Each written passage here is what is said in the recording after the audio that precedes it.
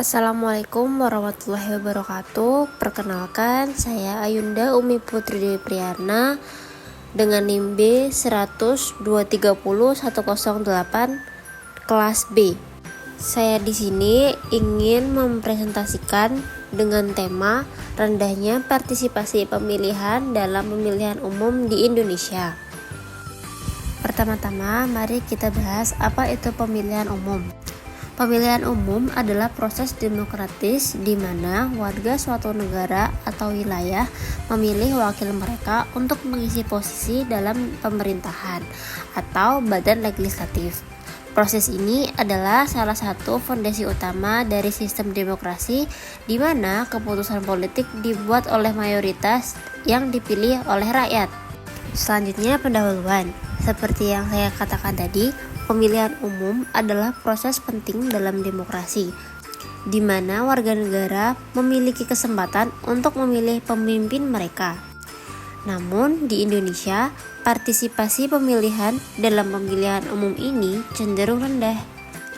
Hal ini menjadi perhatian serius karena dapat mempengaruhi legitimasi dan representasi pemerintahan. Selanjutnya, mari kita bahas faktor-faktor yang mempengaruhi partisipasi pemilih. Yang pertama, ada kesadaran politik dan pendidikan politik. Yang kedua, logistik dan administratif seperti kesulitan mencapai TPS. Yang ketiga, rasa skeptisme dan ketidakpercayaan terhadap partai politik dan pemerintah. Selain itu, ada faktor individu yang berupa pengetahuan politik, minat politik, pendidikan dan penghasilan, usia, dan pengalaman pemilihan sebelumnya. Faktor sosial dan budaya seperti identitas, norma sosial, dan kepercayaan terhadap sistem politik. Lalu ada faktor eksternal seperti peristiwa politik atau sosial, dan media dan teknologi.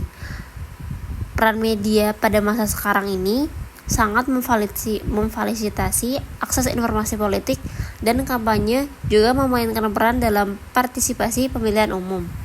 Selanjutnya, mari kita bahas dampak rendahnya partisipasi pemilih. Yang pertama, mengurangi legitimasi pemerintahan yang terpilih. Yang kedua, mengurangi representasi yang adil dalam pemerintahan. Yang ketiga, meningkatkan potensi manipulasi pemilihan.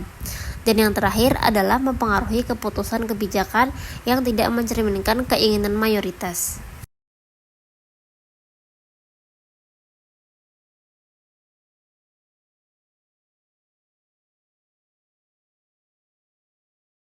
Selanjutnya adalah solusi. Yang pertama, meningkatkan pendidikan politik dan kesadaran pemilih.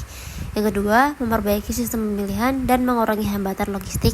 Yang ketiga, meningkatkan transparansi dan akuntabilitas partai politik dan pemerintah.